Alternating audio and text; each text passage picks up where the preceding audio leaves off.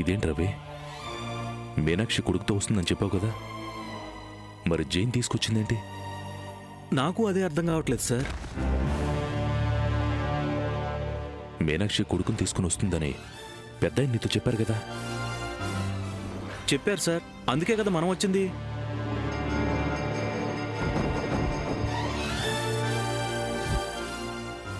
Sir, ఒకవేళ జయ్యే మీ కొడుకేమో? No Ravi, ఆ ఛాన్సే లేదా. వీణ్ నాకు కొడుకు అవడం ఏంటి?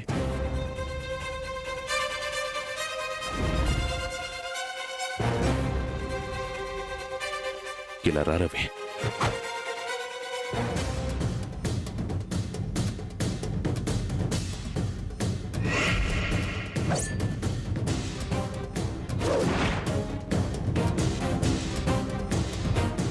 నాకెందుకో తనే మీ కొడుకు అనిపిస్తుంది సార్. ఎందుకంటే అనుతో ప్రతిసారి జయ్యే కనిపించేవాడు. మేడం గారింటికి సంబంధించిన ప్రతి విషయం వాడికి తెలిసినట్లుగా మాట్లాడేవాడు. మన ఇంట్లోనే జై అను 4 రోజులున్నారు. అందుకే అనుకుంటా పుట్టినరోజు నాడు మీనాక్షి మేడం గారు పిల్లల గురించి మాట్లాడి మళ్ళీ ఏం చెప్పకుండా వెళ్ళిపోయారు. ఖచ్చితంగా జయ్యే మీ కొడుకు సార్.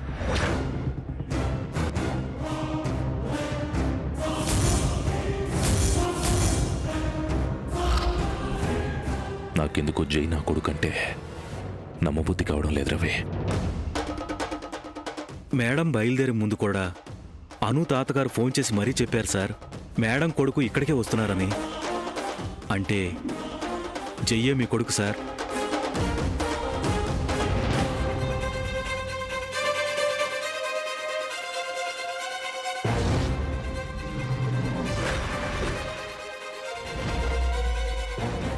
ఏంటయ్యా ఇది?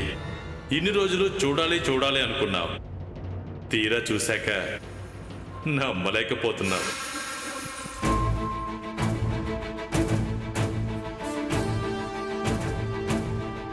జై శ్రీరామ్.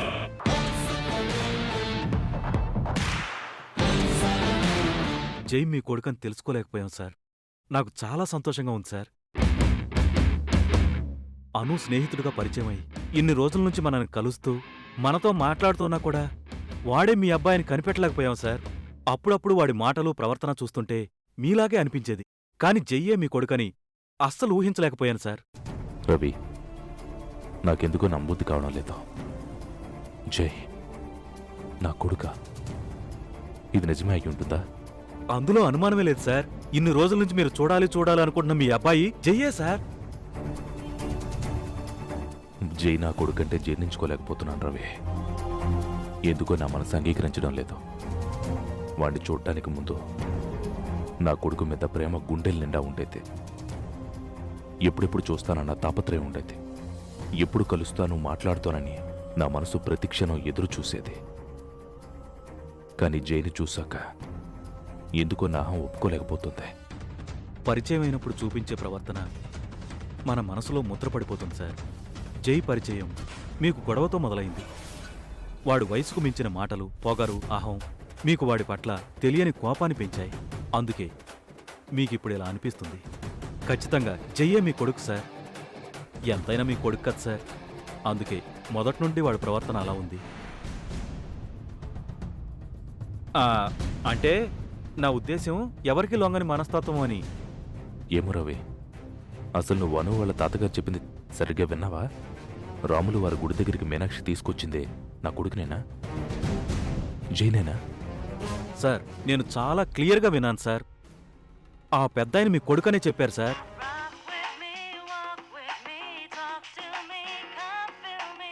సార్, జై వాళ్ళ తాతగారే చేస్తున్నారు. మళ్ళీ మీకు కన్ఫర్మ్ చేసి చెప్తాను. చెప్పండి సార్. అదే బాబూ, వాసుదేవ్ తన కొడుకును చూశాడా? సంతోషించాడా? అది తెలుసుకుందామనే ఫోన్ చేశాను బాబూ. మీనాక్షి మేడంతో వచ్చింది జై. మరి మా సార్ కొడుకు? భలేవాడి బాబూ, జైనే వాసుదేవ్ కొడుకు. మా సార్ జైన్ చూశారు సార్. వాళ్ళ అబ్బాయిని చూశారు సార్. మీరు చేసిన సహాయాన్ని ఎప్పటికీ మర్చిపోలేం sir. Thank you very much sir. మంచిది బాబు, ఉంటాను. జయ్యే మీ కొడుకని పెద్దాయన మళ్ళీ చెప్తున్నారు సార్. ఇప్పటికైనా నమ్మండి సార్. సార్, గతంలో జైకి మీకు జరిగినవన్నీ వదిలేయండి సార్. సంతోషంగా ఉండాల్సిన సమయం ఇది. ఇన్ని రోజుల నుండి కొడుకును చూడాలి, మాట్లాడాలి, ప్రేమతో దగ్గరకు తీసుకోవాలని ఎంతో ఆశగా ఎదురుచూశారు. ఇప్పుడు వాడితో ఎలా సంతోషంగా గడపాలో అది ఆలోచించండి సార్. నువ్వెంత చెప్పినా నా ఆహానికి నేను సమాధానం చెప్పుకోలేకపోతున్నాను రవి. జయ్యే నా కొడుకున్న విషయాన్ని నేను మనస్ఫూర్తిగా ఒప్పుకోలేకపోతున్నాను. సార్ అలాంటి ఎలా సార్? ఒక్కసారి ప్రశాంతంగా ఆలోచించండి.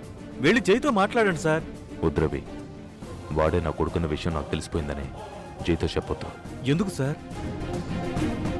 వాడికి నేనే తండ్రిని తెలిసినా కూడా మీనాక్షిలాగే వాడు అసహించుకుంటున్నాడు.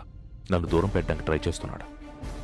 నా కొడుకుని చూడాలని నేనెంత తప్పించిపోతున్నా, ఒక్కసారి ఎవరో చెప్పరని వేడుకుంటున్నా, నా బాధను వాడు అర్థం చేసుకోకుండా నాన్న నేనే నీ కొడుకుని నాతో వాడు ఎప్పుడు చెప్పలేదు. చిన్నపిల్లాడు సార్, అవన్నీ పట్టించుకుంటారేంటి? వాడి ప్రవర్తన అలా లేదు రవి. వాడిని కొన్ని రోజులు నేను గమనించాలి. అన్ని విధాలా వాడు నాకు నచ్చాలి. అన్నిటికన్నా ముందు వాడే నా కొడుకున్న విషయం నాకు తెలిసిపోయిందని వాడికి తెలియకూడదు. మళ్ళీ ఈ లిటికేషన్ ఏంటి సార్? చెప్పింది జే. సార్ అది కాదు సార్. No more arguments. వెళ్దాం పదా.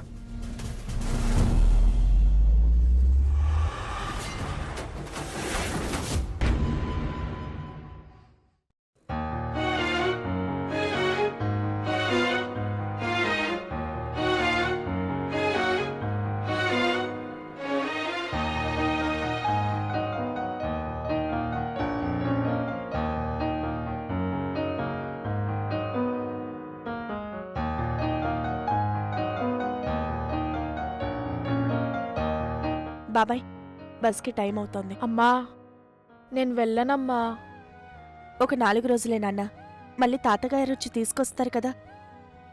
నా మాట విను బాబాయ్. టైం అవుతోంది, జాగ్రత్తగా దింపేసి రండి. అలాగేనమ్మా, రారా. బాయ్ అమ్మా. బాయ్.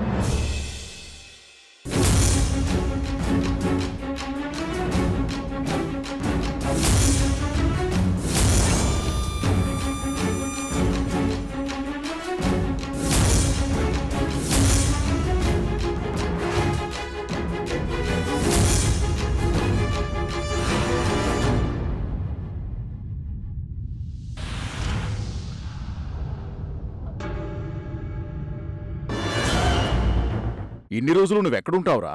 వాసుదేవ్ గారింట్లో.